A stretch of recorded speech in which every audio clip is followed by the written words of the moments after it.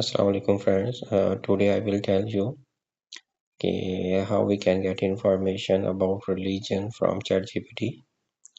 Okay, this is just an experimental video और ये जो मैं अपना experience है आपके साथ share करना चाह रहा हूँ. I give the prompt to ChatGPT that act as a Islamic religious scholar, think critically and extract the advice for human from the Quran with reference. इसने 12 सेकंड के लिए पहले सोचा और उसके बाद आंसर दिया. The Quran provides profound guidance for humanity, emphasizing moral conduct, spiritual devotion, and social justice. Here are some key pieces of advice extracted from the Quran along with their reference. Believe in one God. Tawheed. Say He is Allah who is one. Quran 1:1 verse 2 para 1. Establish prayer. Salah. इसके बारे में फिर charity and helping other, zakah and sadaqah. Fourth point is justice and fairness. Fifth is kindness to parent. Sixth is patience and perseverance. 7 honesty and truthfulness. Next, avoidance of arrogance and pride, seeking knowledge, forgiveness, moderation and balance, protecting the environment, fulfilling promising and trust. अच्छा, protecting the environment के अंदर मुझे एक चीज़ याद आई कि आजकल हमारा एक बहुत इंपॉर्टेंट टॉपिक चल रहा है, that is a climate change. तो जब मैंने इसको पढ़ा तो मैंने इसको ना क्लाइमेट चेंज के साथ लिंक करने की कोशिश की.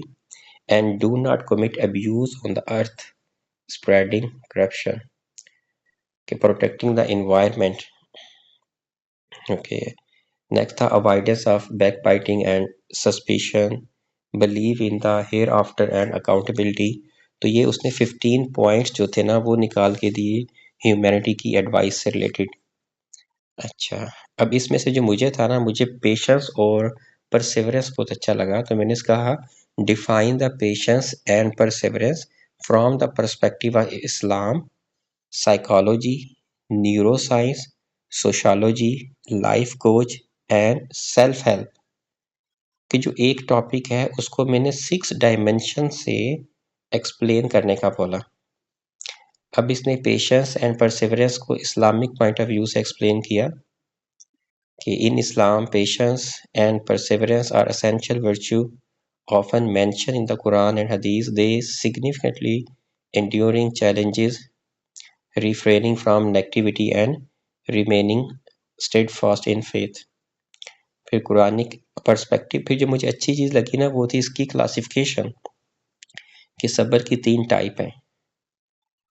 Patience in the face of trial, patience in the fulfilling duties and patience in avoiding prohibition. ये मेरे लिए बिल्कुल न्यू कंसेप्ट था. फिर प्रॉफिट टीचिंग, देन फिर इसने बताया कि साइकोलॉजिकल पर्सपेक्टिव क्या है. From psychologically patience is the ability to regulate emotions and tolerate delays or obstacles without frustration, while perseverance is the sustained effort toward goal despite challenges. ये मुझे बहुत अच्छे लगे, एक न्यू कंसेप्ट बिल्कुल. पेशेंस का क्या था, link to emotional regulation. Patience involve managing impulses and staying calm. Study associate patience with higher emotional intelligence and mental health. तो जो हम इमोशनल इंटेलिजेंस की बात करते हैं तो इसका मतलब ये है कि जो जिनके अंदर पेशेंस हैं they are more emotionally talented because they know how to regulate their emotions. कि जब कभी उनको गुस्सा आएगा तो दे नो कि हमने अपने एंगर को कैसे रेगुलेट करना है, हमने एक्सट्रीम हैप्पीनेस को कैसे रेगुलेट करना है. अच्छा, फिर था न्यूरो साइंस का पर्सपेक्टिव पेशेंस के ऊपर. From a neuroscientific standpoint, patience and perseverance are governed by the brain function related to the reward processing, self-control and emotional regulation. तो इसने भी तकरीबन मिलती जुलती बात की है उससे, इसे साइकोलॉजी के लिहाज से. तो न्यूरोबायोलॉजी ऑफ पेशेंस क्या है, the prefrontal cortex play a critical role in impulse control, enabling delay gratification. जाहिर बात, जो प्री फ्रंटल कॉर्टेक्स है वो हमारा लॉजिकल ब्रेन है, और जो लॉजिकल ब्रेन है ना तो वो लॉजिक की बेस के ऊपर डिसीजन लेता है, जिसके वजह से कहता है कि वो डिले ग्रेटिफिकेशन एंड इम्पल्सिस को कंट्रोल करता है.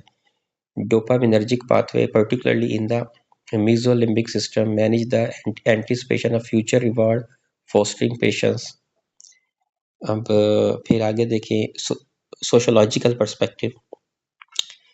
In sociology, patience and perseverance are reviewed as a social virtue that promote cohesion and long-term success within communities. Patience in society, perseverance in society. फिर लाइफ कोच का perspective क्या है patience के ऊपर.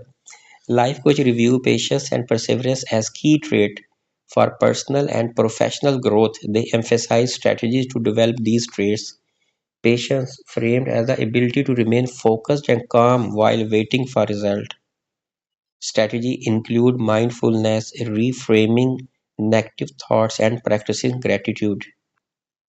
और सेल्फ हेल्प का perspective क्या है कि self help literature often frame patience and perseverance as personal development tool for achieving happiness and success.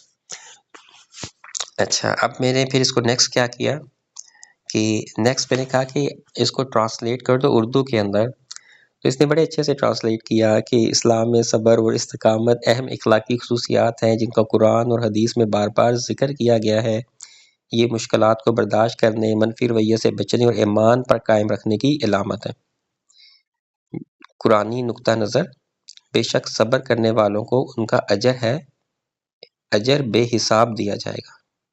अब इसने इस तमाम को जो था वो ट्रांसलेट कर दिया उर्दू के अंदर.